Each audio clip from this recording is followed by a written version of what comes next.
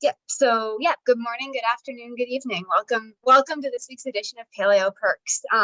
This week's a special edition because it's part of our Paleo Pathways Careers Seminar series. And we are thrilled this week to be joined live from the JOIDES Resolution with a team of 4 absolutely fantastic folks. We're joined by Lindsay, James Kowalski, Tiffany, Liao, and Claire Jasper, and they are somewhere in the North Atlantic Ocean on IODP Expedition 385.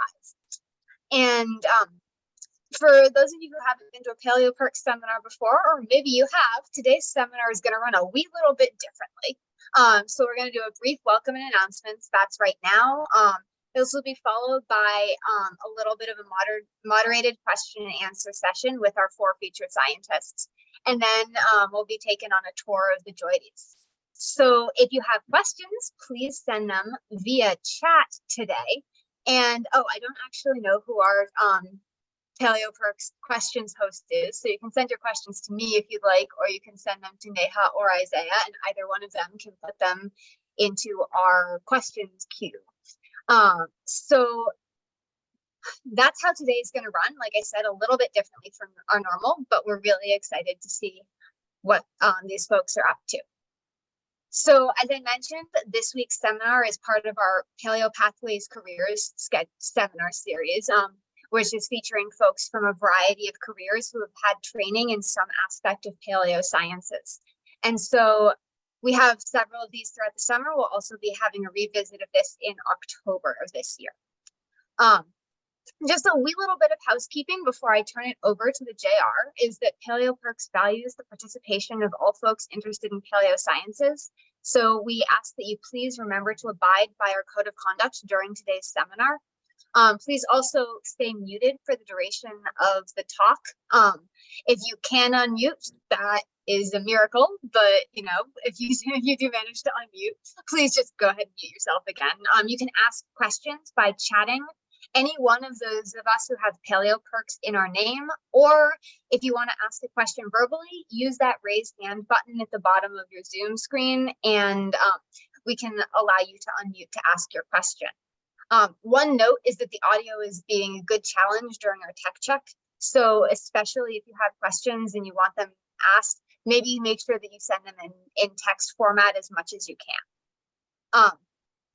Other notes is that we have closed captions built into Zoom. You can use the CC button to show or hide them. And finally, if you are excited about Paleo Perks in general and want to nominate an early career researcher to give a seminar in this series, we will drop the nomination form in the chat, as well as a weekly feedback form. So those are the general housekeeping things. At this point, we'd like to turn this over to our fantastic speakers who are part of this cruise that's out in the middle of the North Atlantic right now. And I believe that Lindsay is based out of Bigelow Laboratory of Ocean Sciences. James Kowalski is part of IODP, as is Tiffany, Liao, and Claire Jasper is from Columbia. And so at this point, they're all waving. I'm going to stop my screen share and trade out the video so that we can see them. And then they will go ahead and give a brief introduction to each of themselves and their paths. And then we will open it up to questions. All right. See if we can do this. Oops, that was not the person I meant to spotlight. There we go. All right. Did we get there? I think we're there. All right. Thank you, JR.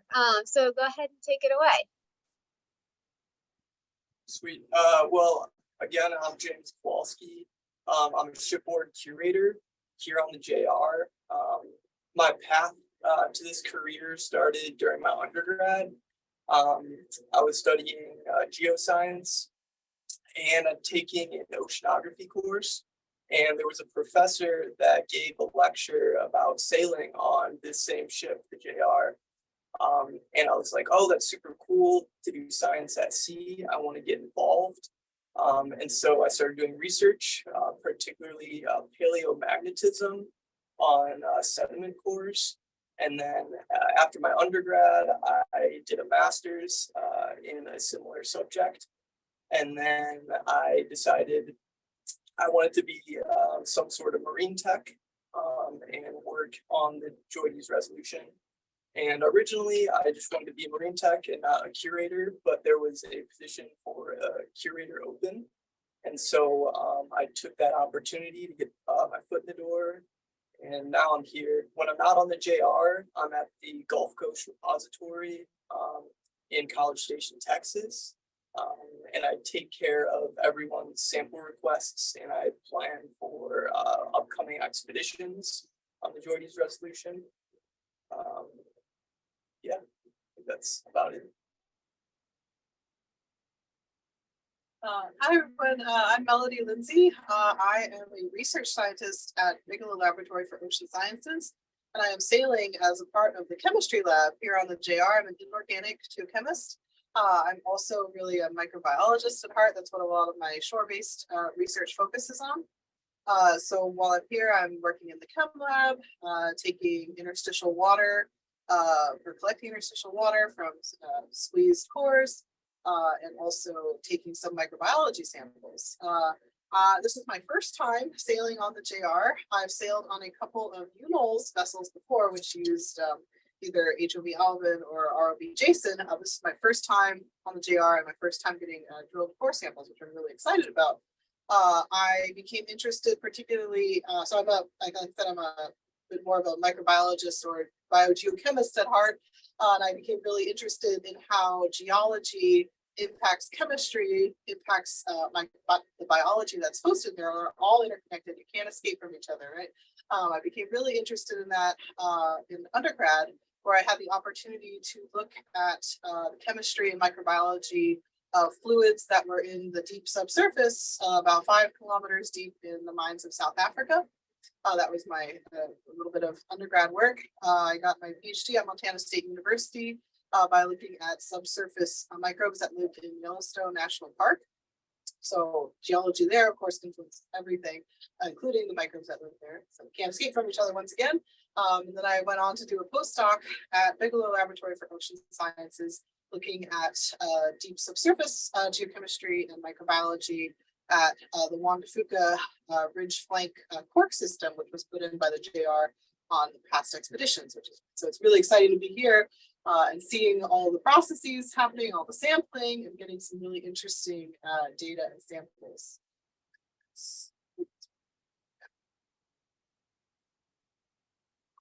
Hi, I'm Tiffany, and I'm from Taiwan, and I'm the temporary technician on this expedition. So this is my first time to come on the JR and working as technician, and also my first time to working in a foreign country, and also the first time to stay in environment like this, like speaking English for a long time. So I'm like very nervous right now. And I study geophysics in my for my master's degree, and before in my undergrad I studied geography and didn't know any marine science, but because I love Titanic so much, so I love ships so much, so I'm also like interested in naval architecture, and how I get here is because my dad, he has a classmate actually working on JR, and from that it's like a little connection. I start to know someone actually working on the ship and doing science, and so when I knew that it's like about to graduate from college, and then I'm just because I love ships so much, I want to get on the ship, so I just step in the for my master's degree. I start studying marine science, and I study geophysics, like the multi-channel seismic or sonar, or some like seafloor mapping or other geophysics. And because I love the ship so much, and I asked for in my university in Taiwan that if I can have the chance to get on the research vessels in Taiwan. So during my master school, I have a lot of experience on the at sea, working at sea, but not on this big ship, but the Taiwanese research vessels is also very different, but very fun. And so,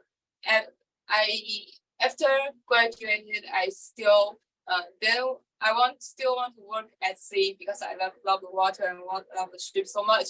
And so I still working in Taiwan in the research institute and keep on working as a scientist on the Taiwanese vessel.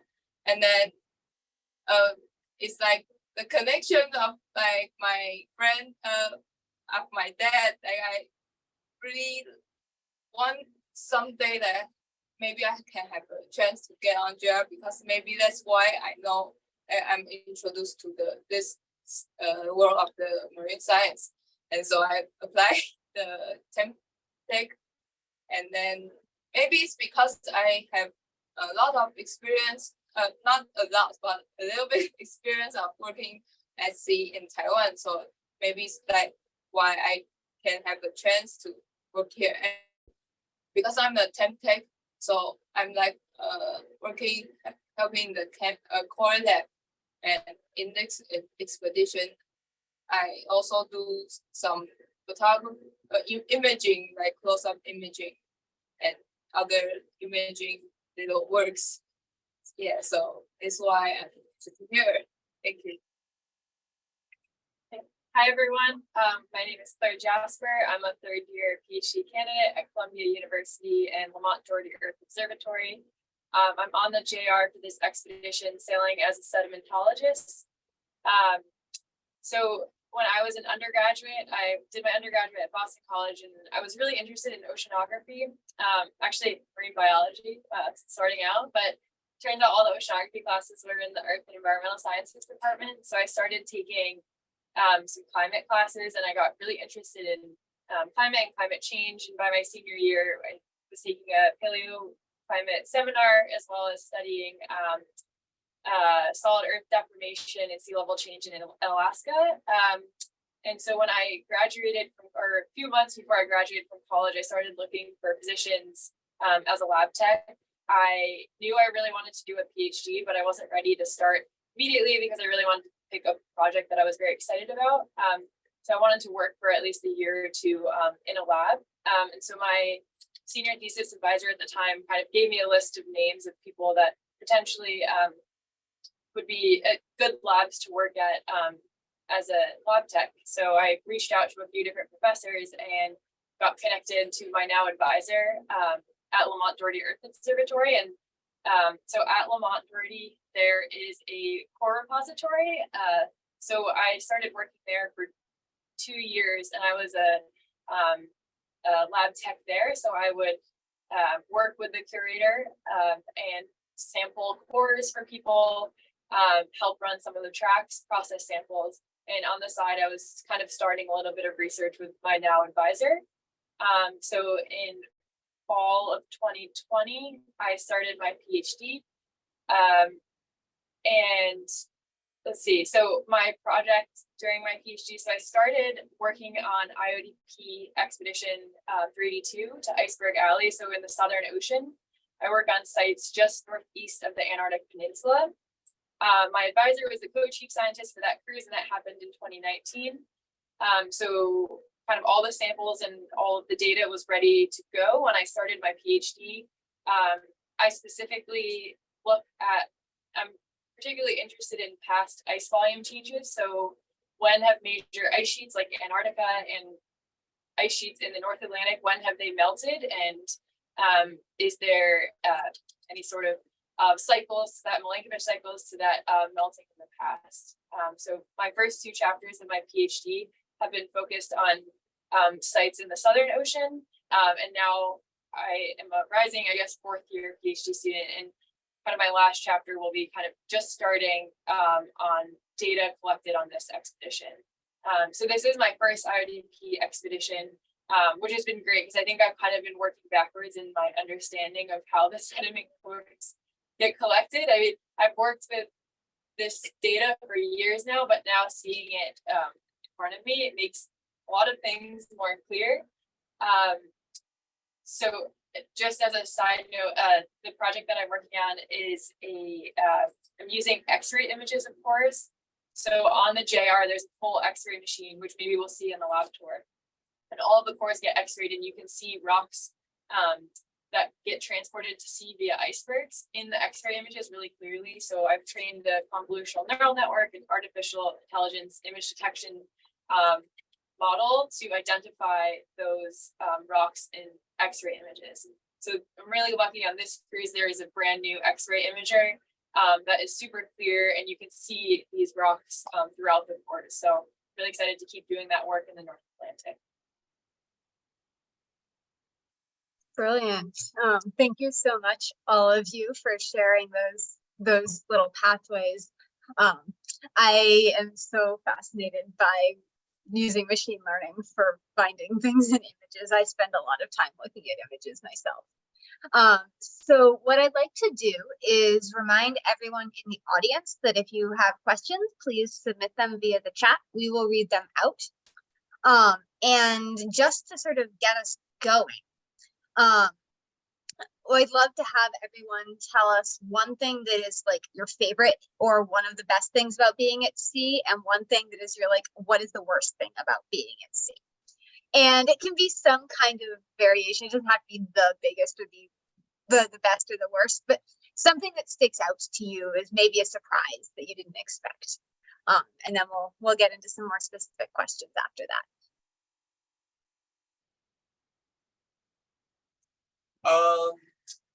Best thing at sea.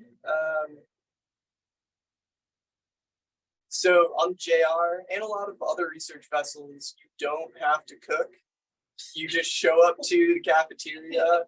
Your food is ready for you. You know, you can eat what you want. Then also, like, you don't have to make your bed in the morning. You don't have to do your laundry. So it's like a pretty simple life. You just have to do your work. Our shifts are very long. They're 12 hours a day with no days off for 2 months. But so we do have a little, like, very small amounts of free time, but those are filled with, you know, hanging out with other coworkers or the scientists. And so that's probably the best part about being in the JR. The worst, or life at sea, the worst part is probably being away from land for so long. I like the mountains. I like hiking and climbing and skiing. And obviously I can't do any of that while I'm out here. We do have a gym, which is nice to get physical activity in, but it's not the same as, you know, being on land.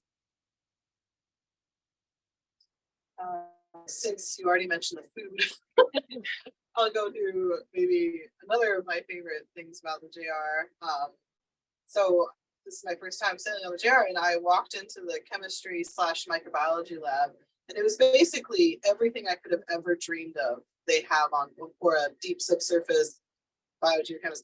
They have everything I could possibly want in a lab for this kind of work. It's truly, over the years, it's just been so well stocked and well maintained and well curated. But it really is just the most well organized.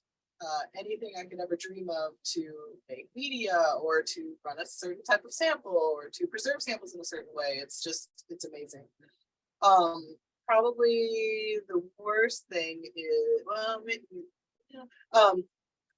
I miss home. I miss my cat. I'm not gonna lie. So it's 2 months, and then I'll be back home. So we have a pet. One of my favorite things. Another of my favorite things is we have a pet wall on the JR where we post pictures of our pets. I get to see everyone's pets and see my own. You know, so helps. Yeah.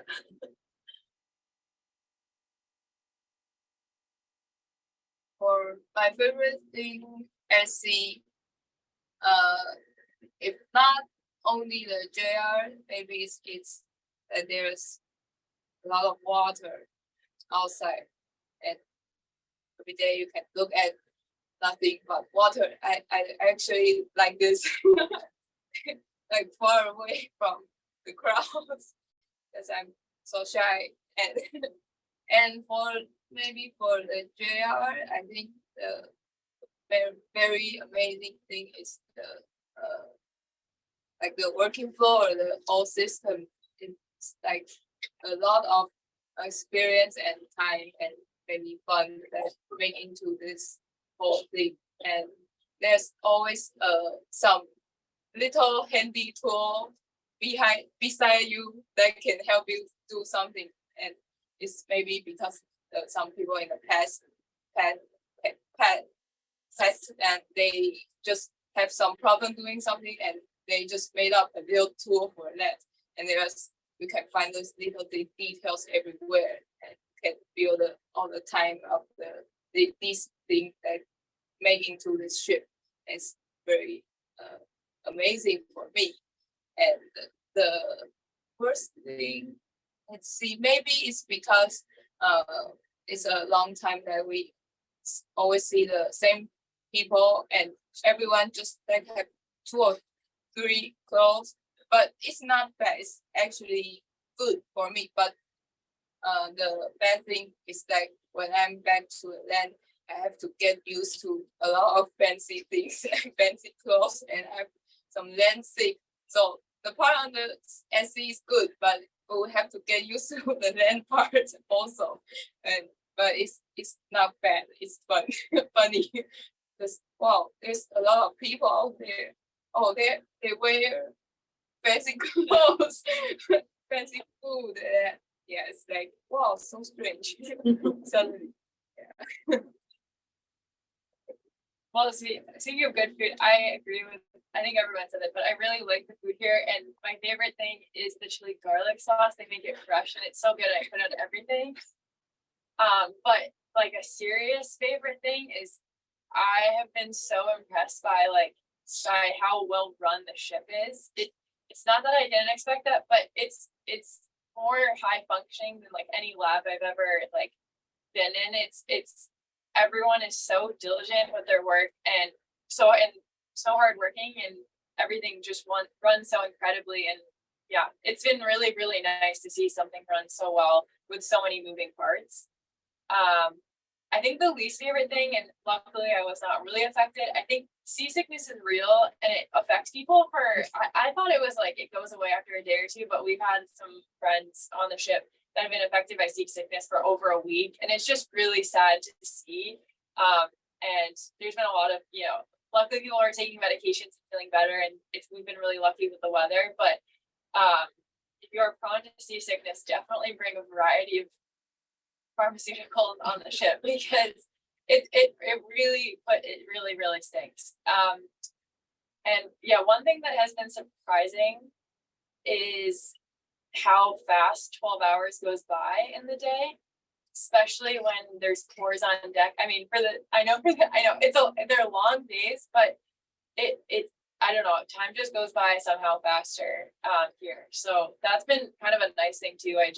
Maybe before I was like, oh man, I'm gonna be exhausted by the end of every day, but I usually have enough energy to have food, go to the gym, and like sometimes watch something even at the end of the day. Yeah. Brilliant. Thank you for that. Tiffany, I'm like you. I love being in the middle of nowhere where it's just water surrounding me. It's like definitely my favorite thing in the world. But that's me. So I have a question from the audience, which I'm going to, those of you, maybe I'm going to put in the chat. There we go. So it asks, how does research at sea compare to terrestrial field work, especially with regards to connectivity?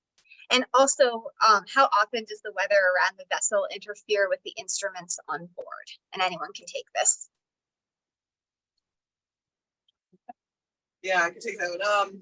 So yeah, research at sea versus research on land. I've done a little bit of both, maybe more on land than at sea, pretty much because it's just way easier to access. My postdoc advisor, Dr. Beth Orcutt, she's still kind of my advisor, but she always says that being on a ship like the JR is kind of somewhere in between like running your own field work as a lab and it's somewhere on the spectrum between that and then something like NASA. So this huge, just all these working parts coming together on this for one goal, which is to get these samples, and that is extremely apparent on the JR. It's just so impressive, as Claire was saying, and some other people were saying. It is harder to get samples from an ocean, from an ocean environment, but that's, I think, what makes it, maybe the findings, really interesting is a part of it too. So these are difficult to get. There's maybe less samples out there than there are from land. So that, then there's other ways of looking at the connectivity between like fluid flow or between different areas that we're in. But it is made harder due to just lower sample numbers than say on land. That being said, data that we get from here is I'm pretty new to a lot of the stuff that's going on in the core lab, like most of the paleo stuff, I'm going to be honest. But the connectivity between the different aspects that's happening there, and the age dating and all of the the imaging and the magnetics, stuff like that, which I'm very new to, so forgive any wrong tweets, but the interactions and the collaboration there is so impressive because we're on the ship all together to get this one set of samples. And that's something that maybe is missing from, somebody like me in my PhD going out to one location, being like, okay, I'm taking the sample, and then that's it for, something else. And we don't have maybe that level, or I'm just speaking for myself, my own samples here, that level of connection and interactivity with the other scientists from other fields that we do here. Hopefully that gets some part of that. Yeah. That was great. Thank you. So we have a couple of questions is coming in, and I know that we want to be a little bit mindful of time. So the first question that we have to come in is aimed at all of you, and then I have one specifically aimed a little bit more at James. So I'm going to ask the all of you question first, which is, do you think that your training prepared you for the job you're doing now? And what would you do differently if you had to do it all over again? And then also, do you have advice for someone who would like to go to sea as part of their career? So that's for any of you. You can take this as you choose. I'll try to answer all three pretty quickly. I think working as a lab tech for 2 years with sediment cores really got me acquainted with just like kind of knowing what sediment cores look like, but I had no experience actually describing cores. There was at Oregon State University last May, there was a glacial sedimentation summer school for 1 week. And that 1 week actually simulated all of the different groups that are on the different groups of scientists that are on the ship. So we kind of went through like sedimentology, we went through micropaleontology, paleomag, we kind of learned about it. So I actually got some experience in, I mean, it was only 1 week, but I was like, oh, this is how you describe a core, this is how you set intervals. So just that 1 week really helped me, and everything, even if you come in completely not knowing anything, you learn within the first few days. And everyone just kept saying that, like in the first 48 hours, like after 48 hours, you will be completely fine. You'll know exactly what to do. What was the last question? There was 3 questions. Do you have any advice? How to get, so I had just heard about the ship through my advisor and through the project, and there's emails that go out probably every day from IODP. So there were 3 expeditions that I was interested in. It was this expedition, then there's another one to Northwest Greenland, and another one to Svalbard. And so I applied for all 3 expeditions, hoping to get onto one of them. And I was lucky enough to get staff on this one. So it's just take any opportunity you can. I was someone that always worked in the Southern Ocean, and hopefully will continue to work in the Southern Ocean and in Antarctica, but this was like a great opportunity. And so, yeah.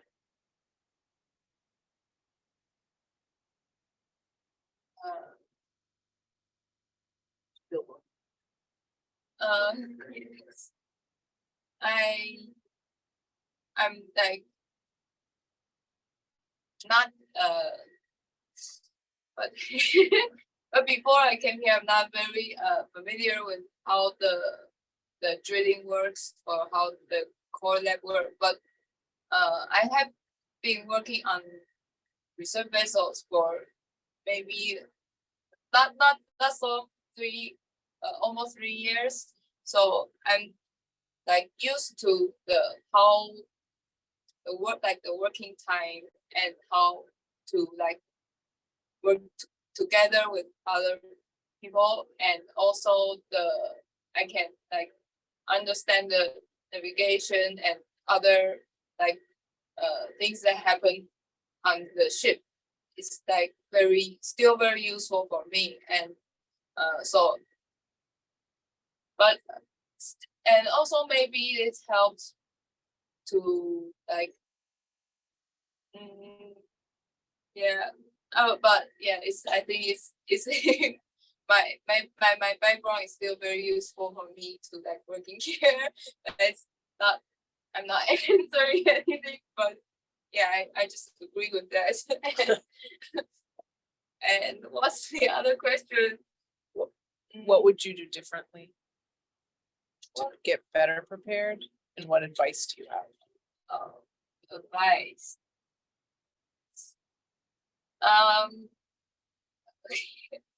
So hard.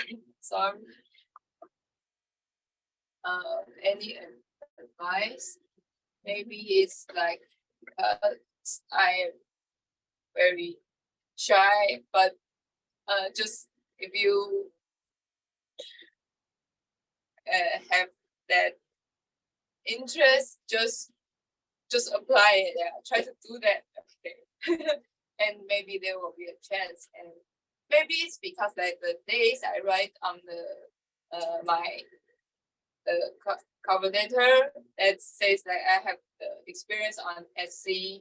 That's maybe why that, or some maybe they like increase the opportunity for me. So it's just take a try, and then I'm finally here. It's a good thing. Thank you. I'm gonna start with advice before it leaves my brain. So I think as Tiffany said, I just apply, sign up for the email listservs. That's how I first heard about this expedition back in 2020. And I was like, oh, that sounds really cool. Like, that's awesome to read the objectives. And so I was really interested in the objectives. That's another maybe tip, I don't know, is to see what the science is about, and if that aligns with what your goals are, and how you can kind of interact with the other scientists and the co-chiefs and everybody else on the expedition. But yeah, just apply for them. Yeah. And then so walking into the chemistry microbiology lab, it was stuff that I had done before, just as a matter of working in a lab. So experience is always helpful. But if you maybe don't have experience, it's different for different different labs, of course. But it's also helpful if you're interested, all of the people's names and emails are on the website. And so if you have a question about any specific job and you're wondering about, you can email them and see if maybe they will talk to you about what is involved in the work. I think that could be really helpful for preparation. But yeah, for me, the past field work that I've done and the lab work that I've done has been really helpful. Is there anything I would do differently? Probably not. I'm happy. I'm glad I ended up. Like, how did I end up here? Great, good thing. So, yeah. What would I do? Well, I can't think of anything. I'm in trouble. I guess I'll start with the advice first. For a career at sea, I think you should try to get involved with research, as all of you are, as you are grad students already, and try to work with sediment cores or rock cores that are drilled from the earth at sea, just to get your head around, what the scientists are going through, what they're thinking, what they're trying to achieve with their work. And then you can, as a marine tech or whatever position you are working with the scientists, you can, help the science party achieve their goals. And then try to sail.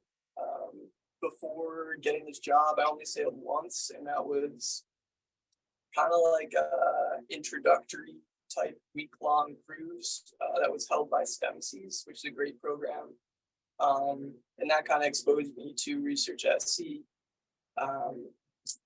And so just try to sail as much as you can so that you can put that on your resume. And because that's what they tend to look at if you have seagoing experience, if you have a background in geoscience, doesn't always have to be sediment cores or rock cores.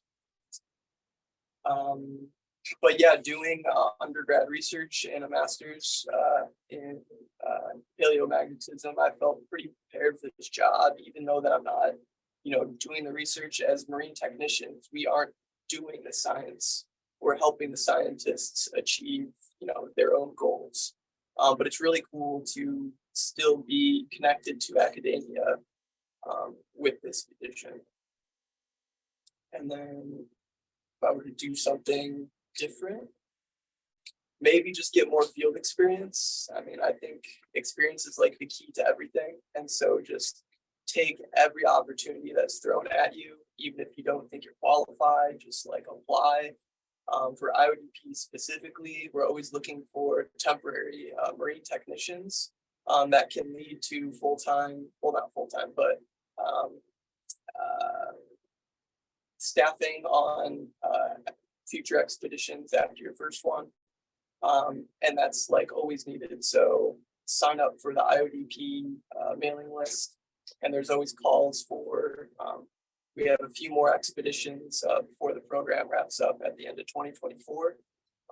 And so just, apply.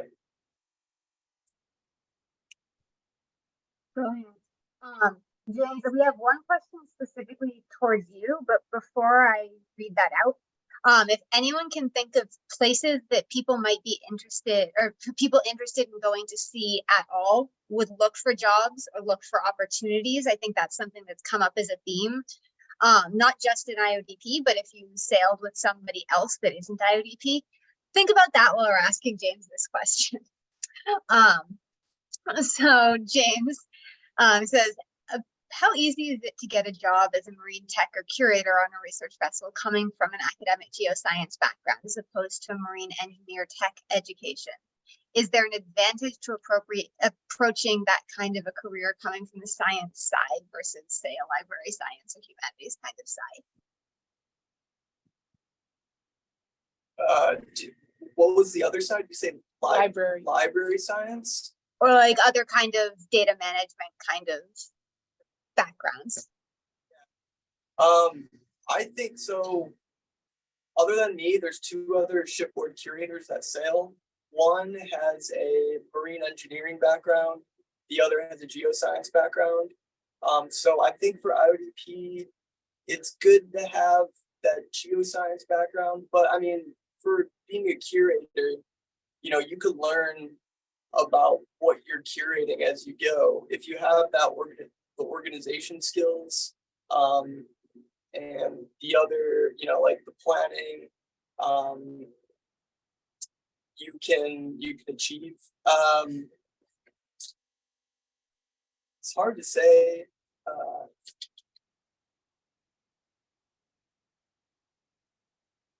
I'm honestly not too familiar with library sciences. That's fair. I threw that in there as just an alternative. I know some curators who have come that direction as opposed to from the science side. I was curious whether you had experience with that. That was not part of the original question. So. Okay. Well, yeah, I guess to reiterate, you don't have to have background that a research background. You could probably. I'm the only one with the master's of the curators. Everyone else just has a bachelor's. And so, you don't have to have the higher education to be a curator. You just, have to know how to handle conflict and work with others pretty well.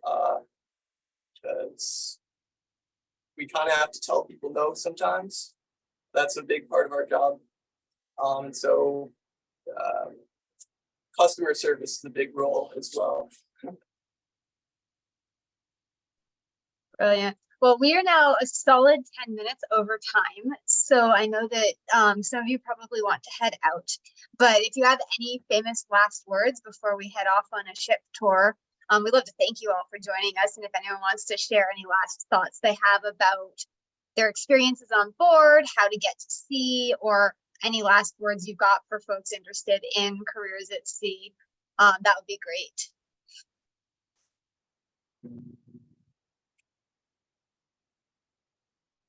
Tell the NSF to keep funding the ship. Yeah. I think that's kind of been I'll just say that as an overarching. I was very upset to hear that the IODP, the IODP is ending next year, but now being on the ship, it's really hitting how much of a devastating loss this is. So if there's anything that you all can take from this, it's take action and make your voice known that if you're a young scientist, if we're not gonna have a ship for a decade, you're not gonna be sailing for a decade. And I think almost all of the expeditions have already been staffed through next year. So it's a big hit and there needs to be a change. So that's kind of my final plea. There something needs to happen. They can't let this stop. Yeah. I just agree so much. Yeah, I agree too. And I think they do listen if you write letters, write emails, and if you keep applying, if there's a lot of interest in applying. So if you're interested in any of the ones that are scheduled, definitely apply. Maybe that will also help. And will help get experience too. And I guess I'll add that, IODP is not the only, we're a big part of the ocean drilling community. We supply a lot of sediment and research to researchers all over the world, but there are smaller ships in the US fleet that are operated by UNOLS and other research vessels all over the world that operate for other countries. And so there are a lot of job opportunities on other research ships. You don't have to just focus on the JOIDES Resolution. And those expeditions are completely different to ours in good ways and some other bad ways. But, I think that's one thing to explore if you're interested in a career at sea. Brilliant. All right. Well, thank you so much, all four of you, for joining us and for sharing your experiences. We really appreciate it. We know that time is very valuable when you're at sea, especially on shifts. So thank you so much for joining us. And I think we're going to head off on a little ship tour now. And I think maybe some of you will show off what you're doing. And I will let you guys just take over here as well. So thank you again. Thanks. Bye. Okay, so my name is Jennifer Field and I'm the education officer aboard the JOIDES Resolution, and I will be taking you on a ship tour. Thanks, Jennifer. So here we go. Claire's leading us out of the conference room, which is where we were to begin with, and maybe Melody would escort us around the chemistry lab.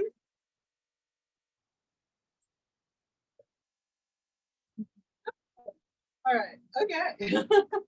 Because she's going to get back to work in the chem lab. So the chem lab is a floor below the slightly bigger core lab, but the chem lab's someplace so you can go in there. There's a movie playing. So over here is where I'll show this first. This is where we look at the gases that are present in the core. So if some places we drill in really high methane sites like Linus Basin or something like that, we look at methane, but we do this both for data purposes where we look at methane and ethane and other hydrocarbons, but we also do this for safety, because if the cores have a lot of methane or a lot of ethane in a certain amount in a certain ratio, then that could be cause for concern with a combustion in mind. Yeah, so over here is a really fun aspect of the chem lab. This is where we squeezed a beautiful core into a tiny little puck in order to get the interstitial water out. But we don't take that much, hopefully, or we don't need that much. but we do have, if you ever see a core that has like a little IW, little foam insert, that's because we took them for chemistry. But we get a lot of really valuable information from this, including like major minor ions, other geochemical parameters, and that can help us, you know, see like rates of sedimentation and link it back to all the other great stuff that's happening in the chem lab. I'll show you one more area. And this is kind of the microbiology area, and this is where a lot of media gets made in order to see what is actually living down there in the modern. And so it's a little bit of a mind trip to me to see like, oh, these microbes are still living after 6 million years of being buried, or, you know, different time periods. So this is a really well-stocked microbiology lab. I have a little bit of a mess here, so sorry about that. But it continues on, and there is a chamber in here that keeps cold and dark. But that's generally for microbiology analyses, and it's just, yeah, it's a great lab to work in. So, Great, and thank then- you so much. Yeah. We're I'll gonna head, open the door. thank you, that's hard for me. We're gonna head up to the core lab. We'll walk this way down the hall. And we're gonna go one floor above and talk to the people in the core lab. This is our main stairway. Heading up, and as we head up, you can see some of the badges or the t-shirt images from other expeditions. And then, of course, the famous pet wall, which you all heard about.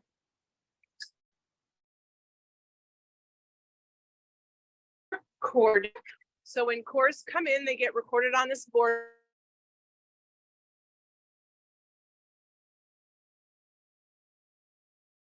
Right now, maybe those coming. So the cores come in here on the catwalk. There's the drill floor in the background, and they'll come in and we'll lie them right down on these racks. Will they be labeled, capped, cut and capped? And then we will take them in here to the laser engraver, and they'll all be laser engraved so that we know what's going on with them. We have some equipment over here that measures all kinds of different physical properties, magnetic susceptibility, and P wave velocity. In this area, we have our NGR, natural gamma radiation. The cores will be cut in here on this table saw, stored in racks. And we're playing American movies today because it's July 4th.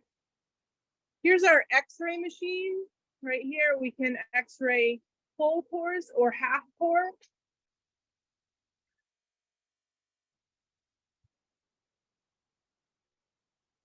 And we have some cores out right now. We're finishing up from our last hole. And here are some cores right here on the table. These are our working halves. So any samples will be taken from these. You can see that the paleontology people took from this end of the core. And here are archive halves over here. Halima and Claire will be describing them. There's Claire again. Here's Halima. And here are archive halves. And they'll be describing them and inputting them on to the computer. Some other track machines image. This machine is going to measure reflected light and magnetic susceptibility. We've got a sedimentologist in the back working on smear slides to tell what kind of composition the sediments have.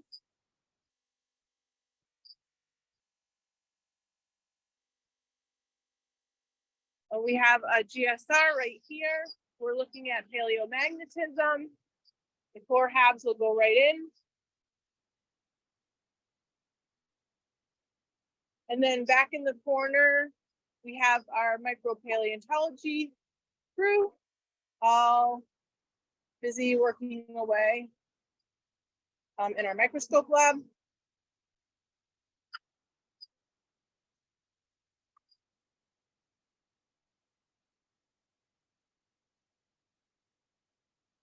And then that's pretty much our core lab. So you've seen the chemistry lab and the core lab. I can take you down to the mess hall. That's always exciting. I was gonna ask if you could show off the derrick as well. I know it's not doing anything, but Oh, okay. I'm just trying to think about it. Yep, just a minute. I can show you the derrick.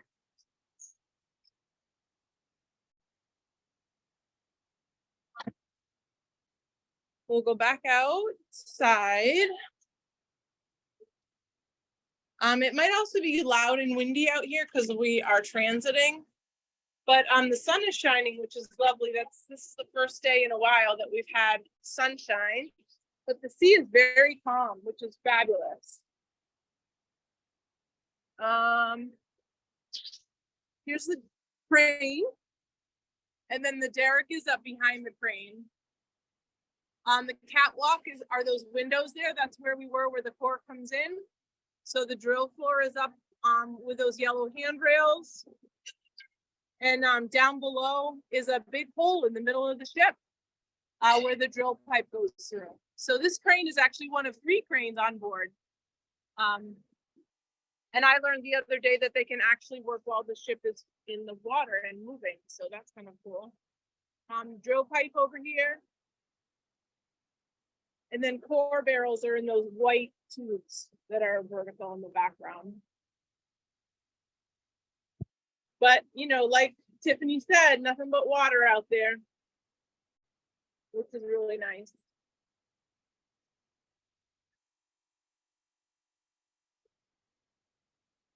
thank you. Sure.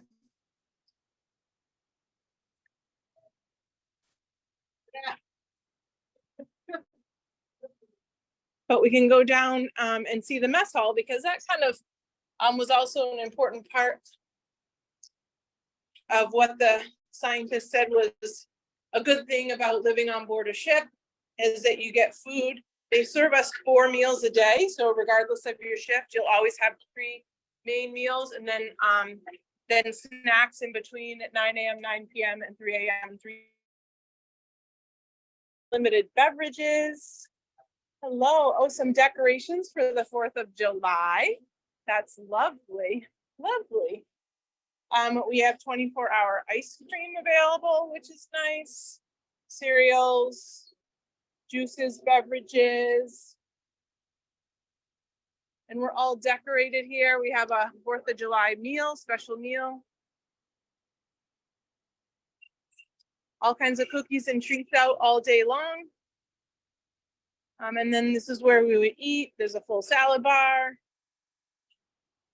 There's this lovely dessert cabinet that's always stocked all day, all night.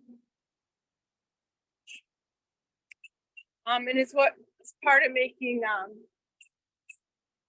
it's part of what makes this such a nice place to be, because you can sit down and have a great meal with your colleagues and your friends.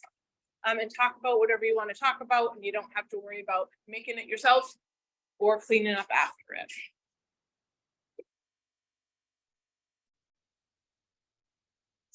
All right, so let's see if there's any final questions. Oh, we put our eagle back up. This was one of the sculptures that our techs made for 4th of July. So lots of fun usually is had by all here. Brilliant. And then if any follow-up questions, I can try to answer them. So we did have one question come in a little bit later, which I tried to answer in the chat but didn't get very far into, about whether there's active data being collected by other vessels that comes directly to the JR to make decisions or to work during a cruise. And I think No, although Yeah, no, they've done a lot of research ahead of time, and all these sites have been thoroughly mapped with seismic information as well as sonar. So they have the depth profile as well as a 3D image of what the bottom of the ocean floor looks like. And pretty much they really know exactly where they're going to drill, how far they're going to drill, and what they want to collect. So. Excellent. All right, and then just one last sort of thing for you, Jennifer, since you haven't gotten to share your highs and lows of what it was like being on a boat as an outreach officer, which is a totally different kind of a job, but is still a career that has taken you to sea. If you have any thoughts about highs and lows or your path that you'd like to share with folks before we disappear, I think that would be great.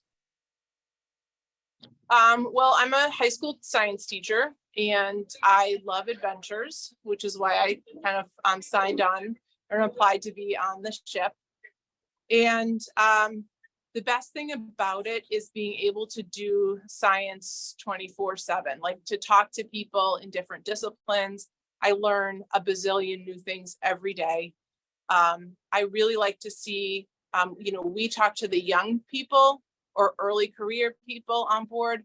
There are some people who have sailed 4 or 5 times on board who are older, have a lot more experience. It's really nice to see them passing down this knowledge to some of the younger scientists or early career scientists. So I really like to see that collaboration between, the next generation and the present generation or the future generation or however you want to say that. Yeah, I think that's definitely my favorite part. My least favorite part about this particular position on board is being a slave to social media. So yeah, that's about it. That's fair. Well, yes, thank you so much. We really appreciate you taking the time to corral some early career folks for us and answer questions and hold a camera and do all of those things. And thank you also to the folks who did the Q&A. Do you have anything else you'd like to add, or shall we go ahead and close out? No, I don't. It was great. Thank you so much. Thank you. We have a couple of Paleo Perks outro slides that we'll do, but you can pop out whenever it is that you need to pop out. Great, thank you. Yeah, thank you. So for those of you who are still sticking around, thank you for joining us for this week's edition of Paleo Perks. It looks like my screen share is still slowly loading, so I'm sorry for that, but we encourage you to join us next week for another actually IODP themed talk, though this is the only other IODP themed talk that we have, where Sarah Kasevich, who is the research program director, something of that nature, for the Australian and New Zealand Consortium for Ocean Drilling, is going to be talking about tiny time capsules unveiling ancient worlds through 3D scanning of radiolarians. And Sarah's in a really cool position where she's both doing research coordination and research herself. And so I think that'll be a really cool opportunity to see that side of science and science careers. So just as a reminder, this is the summer of careers that involve paleo, or careers that people with paleo backgrounds have gone on to do. And so we hope to see you on July 11th. All right. I think that's it. So we don't have tea time this week. So we will see you next week. Bye.